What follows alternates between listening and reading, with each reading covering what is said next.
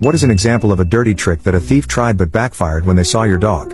1. Not a dog, but a cat. There is a young woman in my neighborhood who uses a wheelchair. She lives alone except for her cat. It is clear that a disabled person lives in her home with a wheelchair lift in the back. She woke up one night when she heard a rustling in her bedroom. A young guy was going through her drawer looking for jewelry. He had her laptop in his hand. She saw a pistol stuck in the back of his pants. She froze, trying not to move and alert him that she was awake. She was terrified. There was no way for her to get away from him. She feared for her life. He sensed she was awake and took the pistol out of his waistband. He cocked it and headed to the bed with the pistol pointing at her. When he leaned over her bed, pistol aimed to kill, her cat leapt onto his head. She started kitty karate on his face, shredding what might have been good looks with her claws. He ran screaming out of the house with a furious feline on his head. The cops found eye guts in the driveway. The cat saved her life. Hard to feel sorry for a one-eyed guy willing to rob and kill a helpless victim. Kitty got lots of treats and is living the good cat life. 2. Not a trick, but an armed robbery. My wife and I were closing up our general dealer shop one night when 4 men pushed past and demanded money. One punched me in the face, causing me to step back and fall over a pallet of meal onto the floor. As he lunged at me again,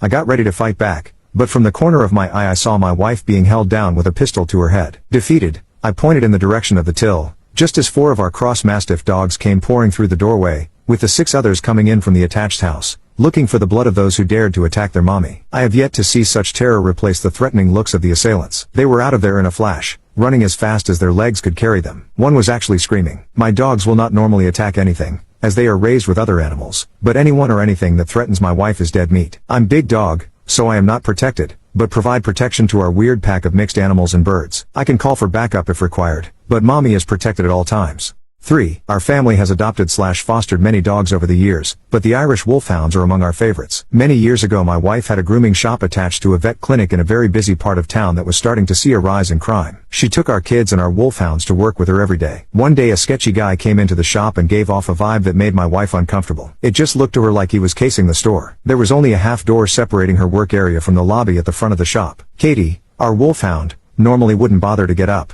couch potato, but she also sensed something. As soon as she walked over and put her head over the half door, the guy bolted the shop. She didn't even have to growl. She earned an extra treat that day. 4. We have 2 pit bull terriers and they have a dog door in the kitchen. Several years ago a thief crawled in the dog door. Then he saw the 2 dogs. He leapt onto the kitchen counter and then to the top of the refrigerator. The dogs never laid a fang on him. One leapt onto the counter and the other sat on the floor in front of the refrigerator, and any time he moved they growled and lifted their lips to show they have excellent teeth. He was on that refrigerator till I came home from work. I called the police. When they arrived I called off the dogs and the police hauled him off to jail. I had to move the refrigerator and clean behind it and on top of it. The guy had peed his pants in the roughly 7 hours he had been huddled there. He seemed to think it was a dirty trick that the dogs hadn't barked. He didn't know they were there till he stood up after crawling through the dog door to discover one was behind him cutting off escape and the other was in the doorway to the dining room. They got dog treats and lavish praise. 5. In the late 80s I took a promotion that required me to live in a town 50 miles from my wife. She had just landed her carrier position, so we decided to rough it out for a few months to see what would work. At the time we had a golden lab mix named Amber. She was just a huge sweetie. Meter readers etc. had no problem coming into the yard. She would require them to toss the ball a couple of times for her cooperation. One evening the wife and I were talking to each other on the phone when we heard a back bedroom window break. Wife hung up, reached for her pistol and called 911. When I arrived 45 minutes later, the police were finishing their report and actually smirking. It seems that when the window broke Amber went hellhound and the guy breaking it and ripped his arm up pretty good. According to the police he showed up at the ER claiming a dog attacked him as he was just walking along. He confessed when the officer asked him if the blood in our backyard would match his. Several months later we had to give her up. About 6 months later I am at MCDS and the parking lot and all of a sudden Amber is jumping all over me. The young lady who hate her was embarrassed until she found out we were Amber's previous people. She then asked me if she had had any training as a protection dog. I told her no, and she related that about 2 months after she got her ex decided to come pay her a visit. When she screamed Amber once again went hellhound on him. 6. Actually, I don't know if it was a thief, rapist,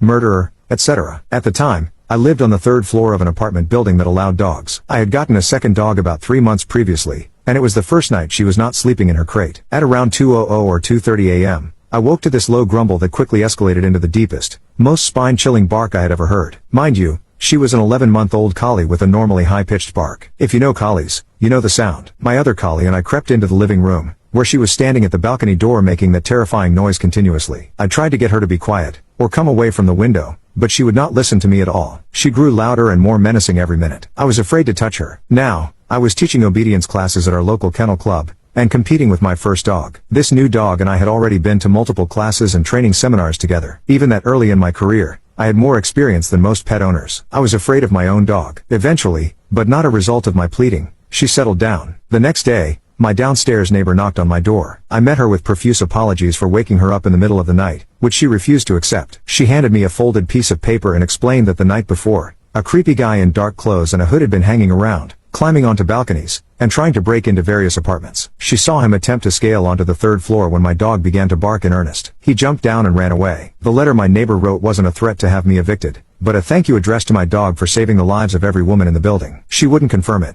but I suspected she knew a bit more about the intruder and his intentions. Over the next year until I moved out, a couple other minor incidents convinced me that my dog knew what was danger, and what wasn't. That was 20 years ago. I've never heard that sound again. 7. Not my dog, and not my story, but boy, did this dog ruin somebody's day. A friend of mine was going to New York. She'd be house sitting, taking care of the appartement of an old friend of hers. With a bit of a sad duty this time, the owner's old dog was really ill, and chances were he was going to die while my friend was taking care of the appartement, and dog, and the owner away. And sure enough, the dog died peacefully one night. The owner had left instructions, and a suitcase, to take the old dog someplace. So my friend lovingly placed the dog in the suitcase, and started lugging it to the subway. And though my friend is kinda tough, she's not that tall, and the dog, and suitcase, was fairly big. So here's this middle-aged woman trying to lug a heavy and cumbersome suitcase onto the subway. Suddenly this huge guy appears, grabs the suitcase and runs off, leaving my friend dumbfounded. When she called the owner to tell her what had happened, she burst out laughing. Apparently this was completely in character for the dog when he was alive. Even in death he managed to pull a stunt. Imagine the face of the thief as he opened the heavy suitcase to see his reward for his backbreaking toil.